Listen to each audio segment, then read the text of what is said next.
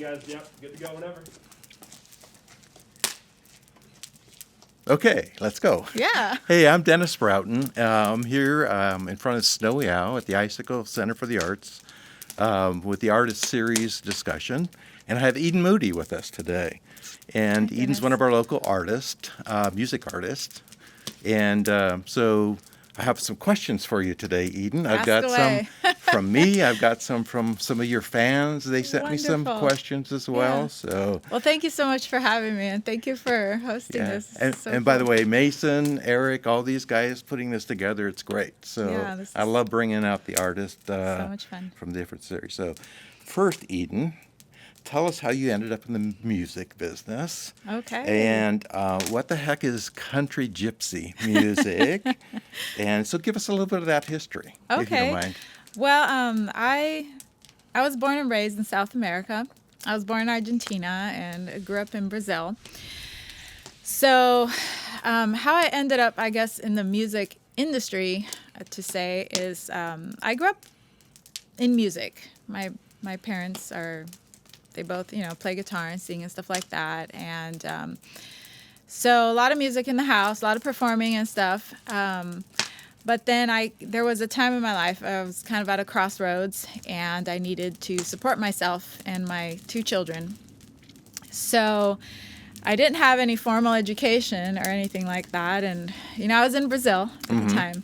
So the one thing that I knew how to do was sing and play music, and so I got together with a group in Sao Paulo, Brazil, and we started busking, which is something that's common here.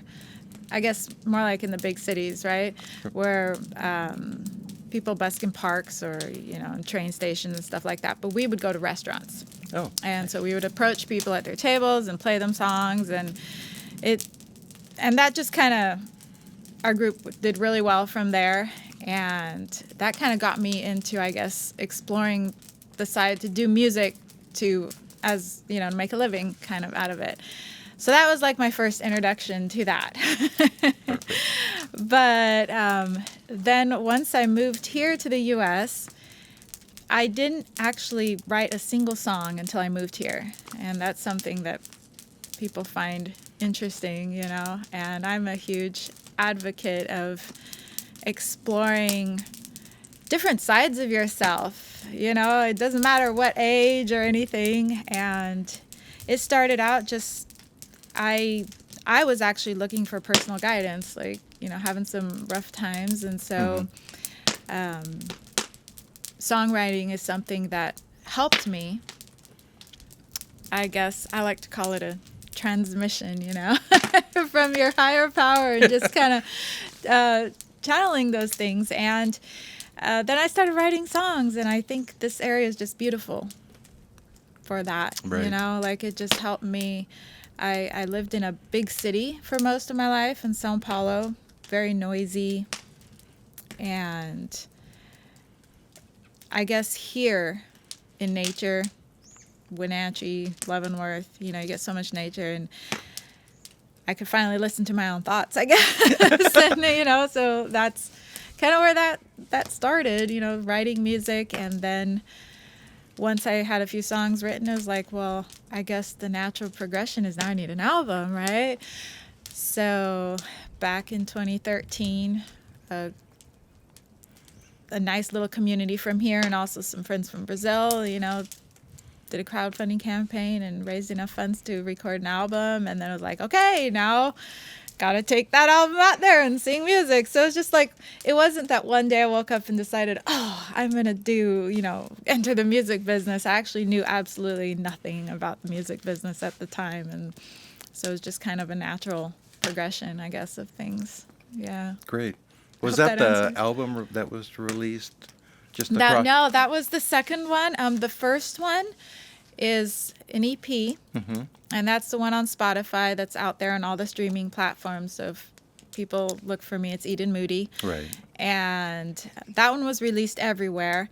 And then my second one, I wanted to do it just for fans, just for the local community, because I had learned some stuff already about the music business, and I felt like that was the best approach. And I mean, I could put it out there to the world whenever I want, But I kind of like knowing who's listening to my music. And, it's not like people are on the internet Googling Eden Right. Moody yet, like I'm a local artist. I like your personal fabric. I mean, it's Right? Yeah. It's great.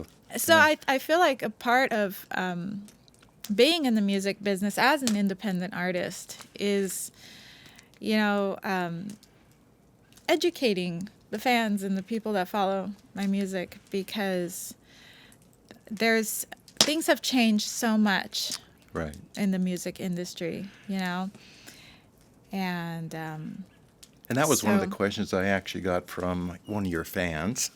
And that is, have you ever considered doing something more commercial like The Voice or American Idol or, something like that as Right. part of your progress, I guess. Yeah, that's great. Great question. I actually did audition a few times for The Voice. Yeah. So I learned a lot in the process of doing that. And I've actually talked to several contestants. And, it's the thing about auditioning for one of those things is they have their own agenda to start off with, right? Right. So not to say that it would be good or it would be bad if I got chosen, but the reality is that once you sign a contract with them, you can't talk about it. You can't release your own music. You can't do anything on your own once you're in that realm. And what happens if you don't win, or even if you do win? I'm talking specifically about The Voice, right? Right. It's about the program. It's about the show on TV. But these are questions that I asked myself. I was like, why have I never heard one of the voices, on the radio? Or we never hear about the process ahead of time. Like with Right. American Idol, you follow everything, right? Sorry, my eyes are watering. I'm not being emotional right Nope. now, I promise. It's bright sun. But what happens with The Voice is they have their own program and their own agenda. And if I were to get picked by one of them, I would not have the liberty to do what I do now. Right. Only after, I think it's a 10-year mark, then you can go and do other stuff. But the $1 million contract is actually for one song. It's to record and do one song. But if they have a contract with a label, then that means the label They might own or you. might not have your best interest at heart. They maybe have other priorities, and so you're pretty much stuck Right. for 10 years, right? It's fun to imagine, oh, that would be so cool. But I don't know of any artists that are paying their bills or, making a name for themselves because they've been on the program. So Right. Yeah, American there's- Idol is different, Yeah. but American Idol, there's an age cutoff for that. Right. Right. So I'm already past that age cutoff, in case you're wondering. I'm just kidding. Okay. So the music business is not easy, as we've been talking Yeah. about. Artists struggle. Artists leave the business. What keeps you going, especially That's so during fantastic. these times? Right. I mean, because I know personally, artists have had a challenging year with COVID going Right. on and so on. I mean, what keeps you going? What's in the background of what you've been doing during this time? Right. For some, it's been great to sit back and do some writing, Yeah. maybe do some virtual concerts, things like that. So Right. I'm interested in kind of what Yeah. keeps you going. Well, that's such a fantastic question. And I had to actually ask myself that question for the past few years. When I got started, it was mostly just, wow, I've been given a gift, and a lot of people are counting on me. A lot of people donated to help make an album and stuff, and so this is my responsibility now. That's kind of how I felt. Yeah. Also I have something to say, and the songs and my beliefs come out in the songs. But once I started doing that I did it full time, I think about 2 years, a year and a half, 2 years. I started asking myself the same questions, because here I am taking gigs in venues and, crowded venues and stuff. And it just kind of felt like I was spinning my wheels. Mm-hmm. And I feel like a lot of artists go through this, So the tendency there is to either stop and become cynical, like, music is just, there's no future. I wasn't picked. I don't have a label. So I tried and I'm done. I failed, like it's terrible. Or kind of take a step back and be like, what do I want to accomplish with my music? Like redefine success, Right. as an artist. And what brought me back actually was COVID. Oddly enough, everybody's had their experience. And for me, it's the connection. It's having something to say and kind of redefining success. Like, what is success for me? What do I really want at the end of the day? What do I want to accomplish with my art? Right. And it's building that connection with people, and it's that connection that you share around a song. It's my experience, or it's your experience, and each of our experiences are different, but we're connected in that song. Right. If that makes sense. Because Right. we're Absolutely. all experiencing it differently, right? So what keeps me going is that's what I love. That's really what I love and what I'm after. I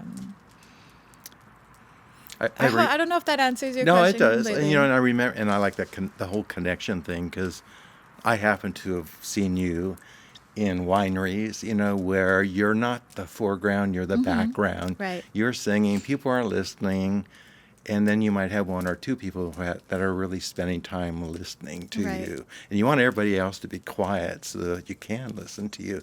Because Eden, you have this knack of storytelling. For me, that's amazing. That's what builds the connection, and that's just always been wonderful. great. Yeah.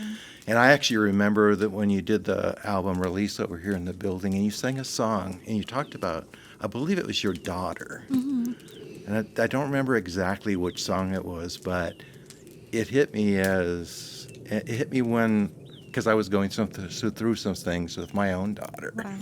And you connected directly into that kind of feeling part of me, and I think that's what really sets Right. apart Right. the commercial singers that are out there, Yeah. and independent that are I call it part of the fabric, and I Right. think that's really a cool part of it. Right. So, but Yeah. so anyway, Yeah, it's kind of, I'm just speaking for myself. I can't speak for all artists, right? Right. But when you have an art, especially like songwriting or music and stuff, so many people will tell you, oh, you need to do this. A success is doing that. It's being signed to a label. No, you need to, like, if you want to make money, you got to learn the songs that people want you to hear. So there's all these different voices coming at you. One is like, you got to get famous, and the other one is, you got to be somebody you're not. Pretty Right. much that's what, you're being told all the time, Right, right. So for me, it was like, okay, well, what do I really want to accomplish, So it wasn't, I had to come to the realization that my type of art is not best in a rowdy environment, right? I can do it, right? I can do it. I can go and learn the songs. I can go and play them and everything. But will that bring me fulfillment as an Right, artist, right.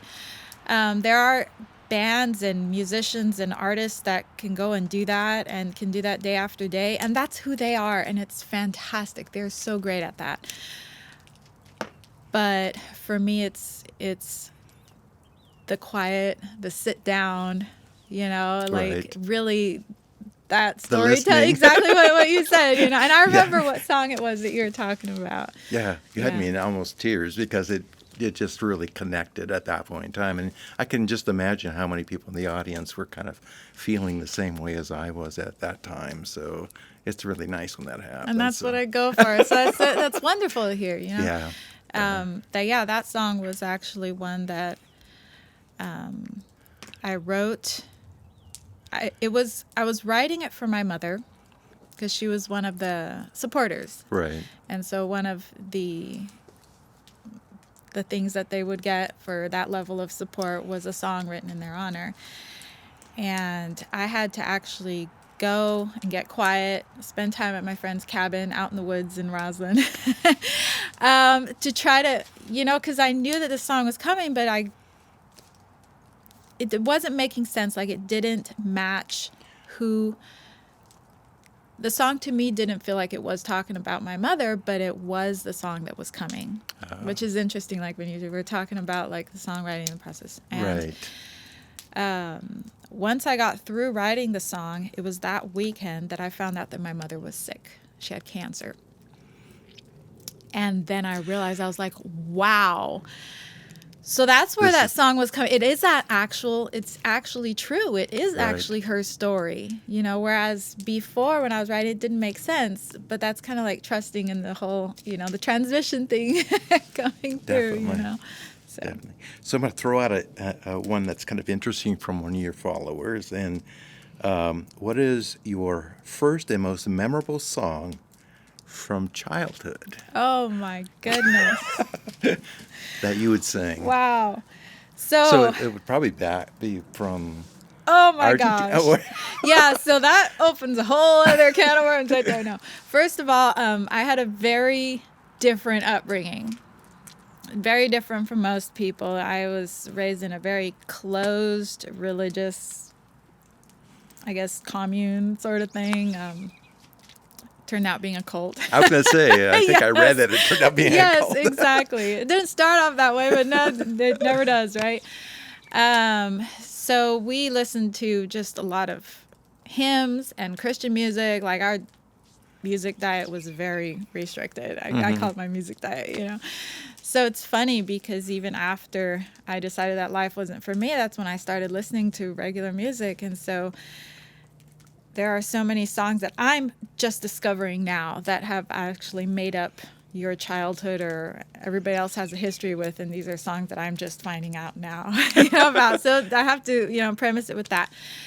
But my earliest song, even the one that I learned on the ukulele, which was the first song I ever learned, was Away in a Manger. Away in a Manger. Yeah. So For I your don't Christmas know if I album. can remember any further back than that. Mm-hmm.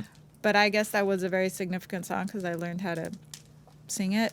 Right. And it would have been maybe a song that my mother sang to me a lot, which is the Psalm 121. Mm-hmm. In the Bible, there's a song to that, and so she sang me that a lot.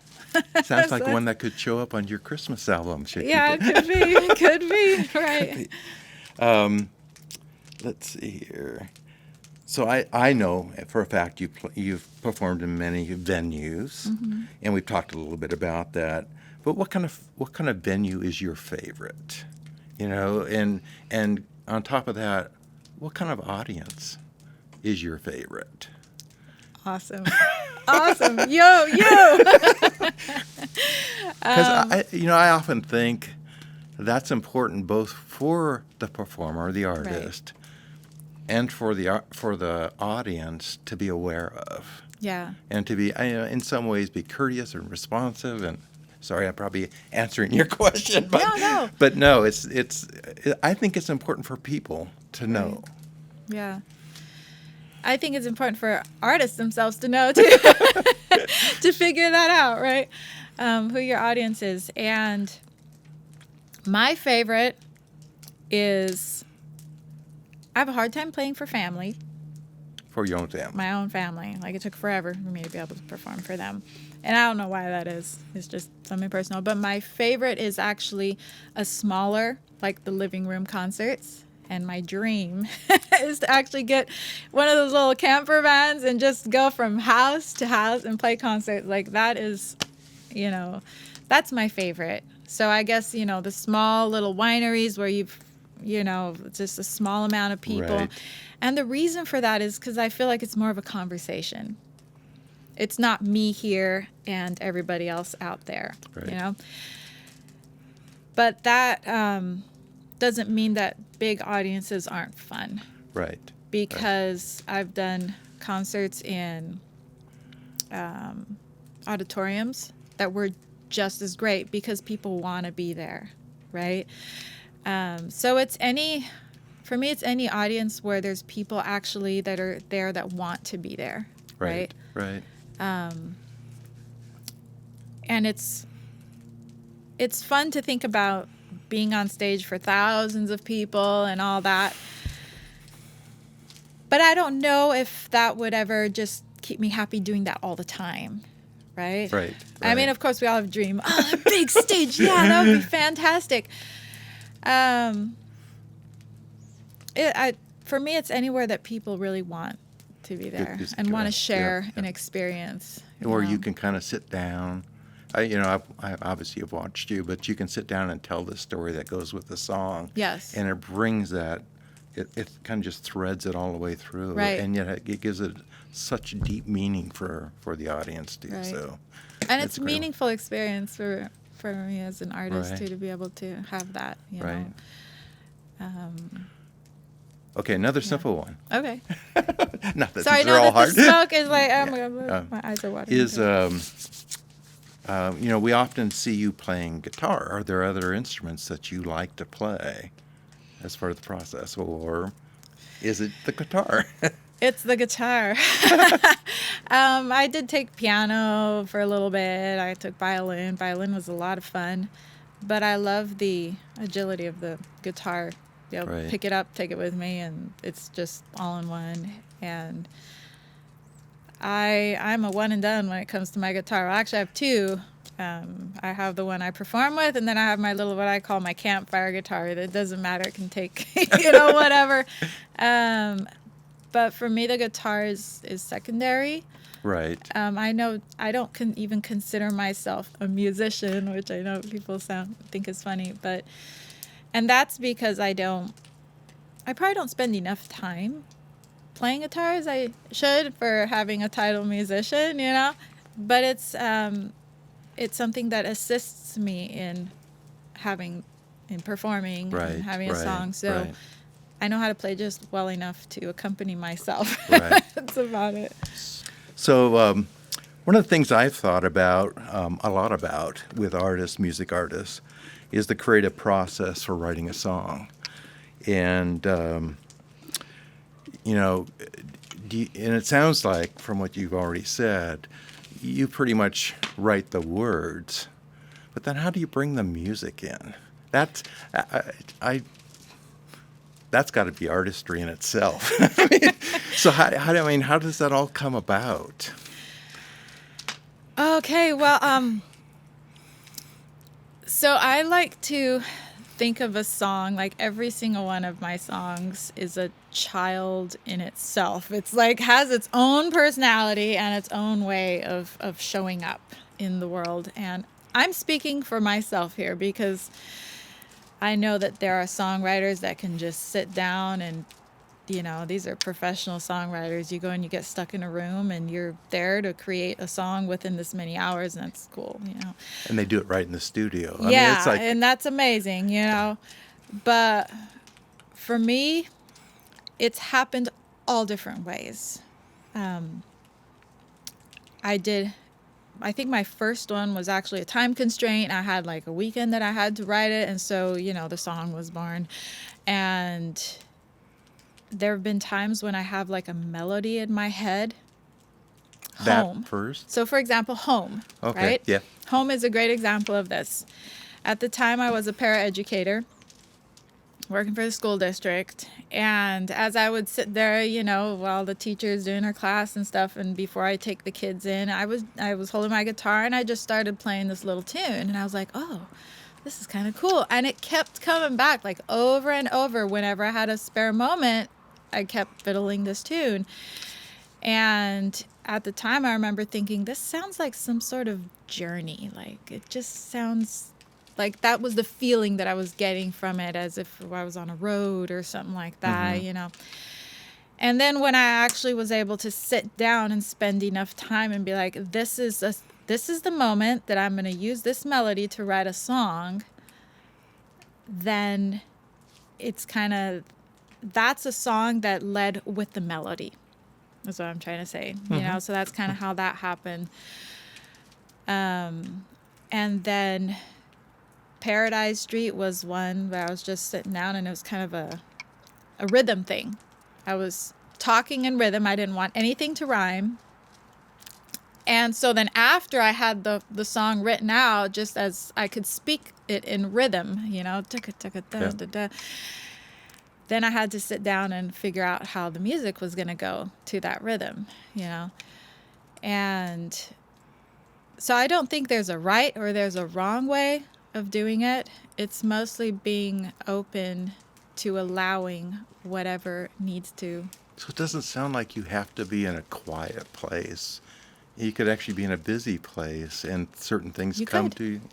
You could, right? Yeah. And I think a lot depends on the song. Right. The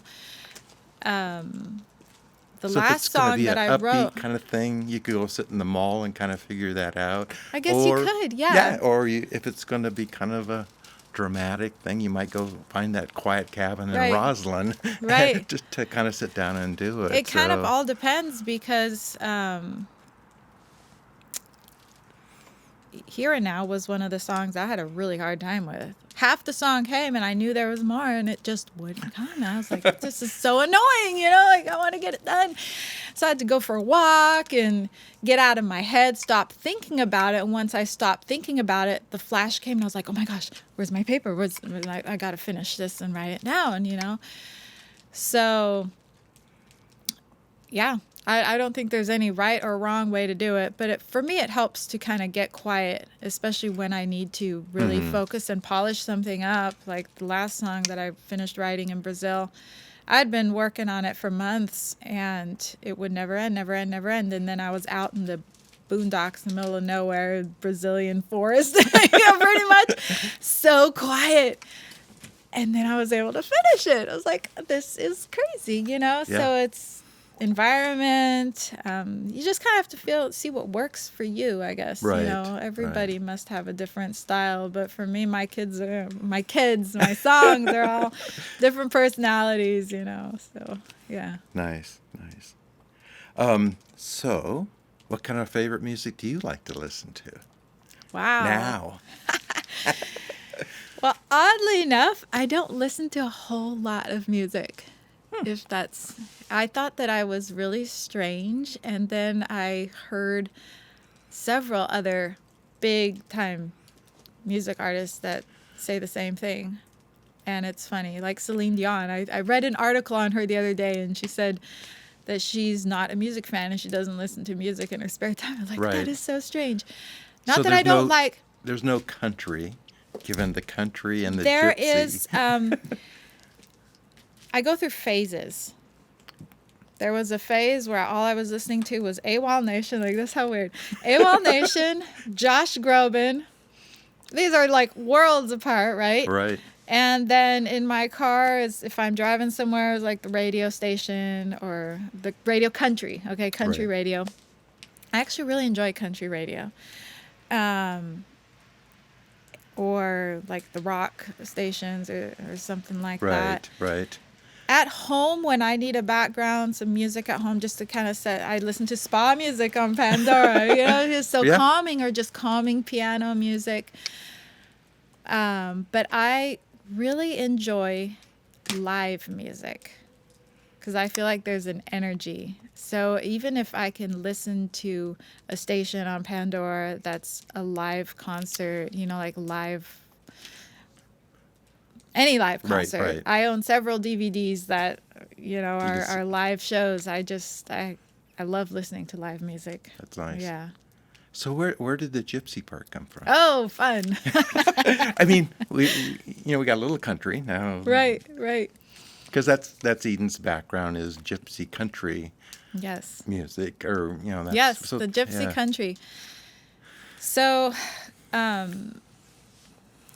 growing up, or even before I started listening to country music a lot, I had the impression that country music was just whiny music.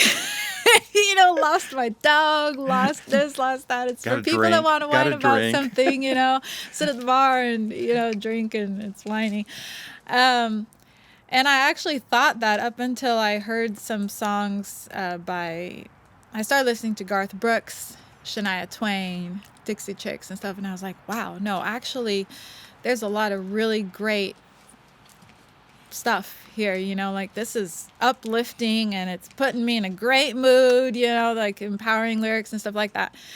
So that's when I kind of that's when the country came in. And then, like I said, my group in Sao Paulo, funny side note, we were called Cow Pie. No one knew what cow pie meant, but it was cow pie. We got to play at some country festivals down there. And that just got me hooked. I was like, wow, this is so much fun. Like, just the whole vibe of the country scenes, they're just such down-to-earth people. Like, it was the people, right? And the songs about life and everything, Right. and the story songs. And then the country, the gypsy, is something that came afterwards when I was trying to describe my music, and what the word that just kept coming up was gypsy. And that is because of my, eclectic background and upbringing and a little bit of everything. Like, I think of a gypsy as a traveler, a wanderer, right? Right. And then there's also kind of the spiritual aspect of it, where we're all actually just travelers and wanderers on this earth, So, so that's kind of where the gypsy came in, and I just call it Gypsy Country, Right, for fun. And Well, I I also don't think that there's any genre out there like that. But when I'm trying to explain my music, that's just kind of how it came about. My observation is that it's also very colorful. Yes. So, Yes. so it's like we Very are much. today. I love it. It's- Absolutely. you put a pair of cowboy boots on and you put some colorful clothes on. Yes. And you have, because Yes. it's the color of the music, it's the texture of the music, Yes. it's all those things Right. that come together to create that. And I love the gypsy country part, as you know. Yeah. I feel like it's country that is shaped by all different environments. Like, if you throw some Brazil in there, and then you throw some, other the world music, Right. and just kind of mix it all up, that would be gypsy Well, that's country. probably why the trailer or the bus Yeah. that you go touring in, that Yeah. could be clearly part of the gypsy part Yes. of it too. So- And funny enough, when I did that music video, I had never referred to it as gypsy country before. And so that came afterwards. It was, Wow. and I was like, yeah, that makes so much sense. Like, look at that. We even got the gypsy bus and all that. Yeah, totally. Nice. So have you ever collaborated with anyone to write a song? And I know you have collaborated in terms of having more people in a group and Yes, playing with them. yes. Talk to us a little bit about the nuances, I guess, Yeah. of doing that kind of thing. Yeah. So, I have collaborated before. One of the songs that I'm planning on having on my album, as soon as the goal is reached and I can book the You're studio. close. I'm very close. I'm 70% there as of today, recording this. It's just awesome. And yeah, I collaborated with a gal here from Leavenworth, actually, for this song. And she doesn't know that I'm planning on using the song yet. But I think you have to try just seeing what works. Right. Because I've tried writing songs with other people in the past, and things didn't really work out, or, it's a partnership, and you're Right. creating something together with someone. So you kind of have to come from the same place, I guess, creatively. And I have a hard time with lyrics. So if somebody is really good with lyrics, I can put melody and all that, like, I think the melody is more my strong point. Right. And it takes a lot of work to craft the lyrics. I do write lyrics, and they end up coming out pretty good most of the time, I think. But there are people where it just flows, and that was the case with us. She was just so good with lyrics, and so we got together, wrote a few songs, and and I did another collaboration once, but it was totally something else. It was like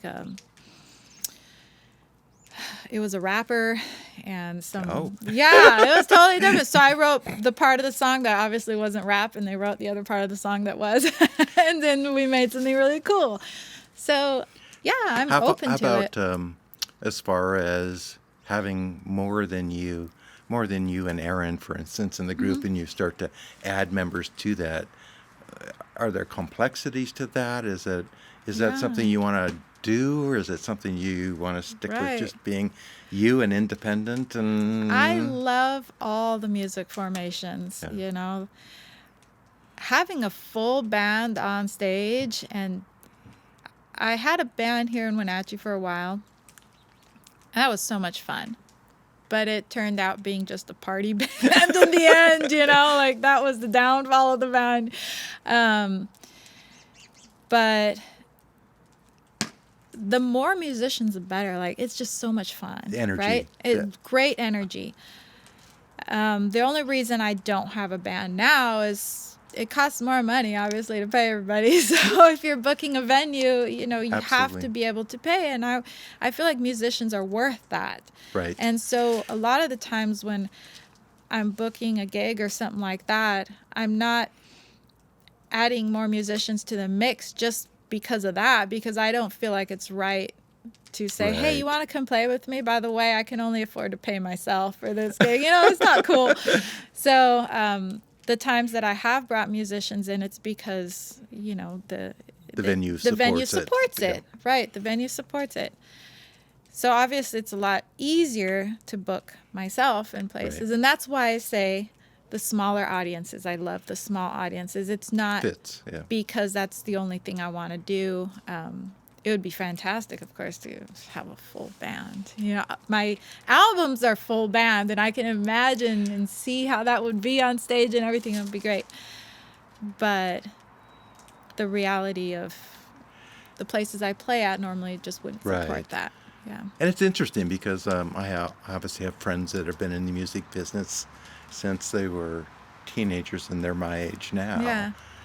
And I often tell the story, if I've got a band or a group I brought in to a venue and I introduce them, Yeah. I say, remember, these people are making today Right.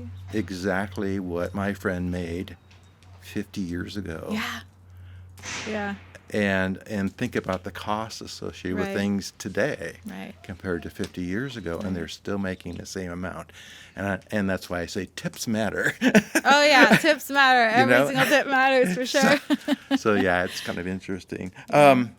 So what does success look like in the future for you? I mean, what do you feel like? I know you're kind of in this transition, and Yes. you're ramping into Yes. this new album, but what does that look? I mean, do you have Success, a thought? yes. I've spent so much time all of COVID thinking about this. It's amazing. Success, what it looks like for me personally, is to be able to put out music in seasons. Nice. Even the big music artists, you don't see them on the road the entire year, or just in the studio the whole year. So for me, like, my ideal, what I'm hoping to work toward, is a time of writing, a time of family, a time of being out there connecting with fans, doing the tour, or however that looks, and then a time of recording. So that would be success for me, to be able to do that over and over, however long I live. That sounds like achieving balance. Yeah, achieving balance, not with just all those things. all the time on the road, because if you're all the time just playing, you don't have that quiet or that time with your own thoughts to be able to create Right. and make new music. And then once you have the new songs, then you've got to get together with your team and the musicians and put all that into a product, a new album, and then you got to get it out there for everybody. And once you get it all out there, then you're like, I just want to be home and spend some time with my family. Then you go and do that, and then you do it all over again. So that's kind of what Okay. it would look like for me. Okay, my last question, and this is kind of an interesting one. So what can we, the public and your followers, do to help you be successful in the future? Oh, wow. Yeah, well, Besides helping you, helping you with the GoFundMe, the different things that help you achieve your recording Yeah. activity and things like that. I mean, are there other thoughts Right. about people that are around you that can help you feel successful? And, it reminds me of, I oftentimes will listen to an artist, and someone very new to me, and I'll sit down and I'll write a note to them Oh, wow. and just describe what their music meant to Yeah. me. Yeah. And I'm always surprised because Wow. within that day, and these are fairly well-known artists, I get an answer back. Yeah. And so, I often think that, are there more artists out there that are Right. looking for that public awareness Right. of what and Yeah. that, sorry, I kind of led you into No, that, you're but fantastic. That's such a sweet question. It's like, wow. Artists are people. and, You know? and that's a thing, Yeah. You can see people you can see artists up there singing away, doing all this stuff, but they truly are people. Yeah. I've there's several ways, like the most immediate, obviously, is I would tell everybody go right now to my Ko-fi, and donate to help me record an album. But beyond that, and I think a lot of it comes back to the artist, because if we aren't doing something of value, like, why are you going to support me, So I don't like the thought of, or just promoting the thought, like, what can we do to support artists? So that's great, but if I'm providing something of value, then support me. But if not, like, Yeah. it's Yeah. like, I think raising awareness too. I think as So you're saying kind of the public or other people that can raise, and by the way, I think that's what Icicle does, they is really absolutely do. raise Yeah. the awareness of Right. music artists, painters, Yeah. things like that, and Yeah, but what I was saying, like, as artists, we need to help raise awareness toward what it means to be an independent artist. Like, part of my responsibility as an artist is to educate my fans and the people that listen to how it's different being an independent artist from being signed to a label. And a thought came to me the other day when I was at the brewery. Actually, I was having a beer at the brewery, and I was like, wow, so I'm at this really cool little craft brewery having a beer, and I would never think of walking in and being like, hey, so when are you guys going to sell out to Budweiser? Like, are you looking to go big? Are you looking to put your beer in Costco or something Right. like that? Part of you, yeah, I mean, you're excited. I mean, that would be a cool thought, but we don't start a local business thinking that someday you're going to sell out. And just the fact that just because somebody has a local business doesn't mean they want to be a Walmart of the world, or, so the independent artists is like, we are the local shops. Right. And we can have very successful careers, doing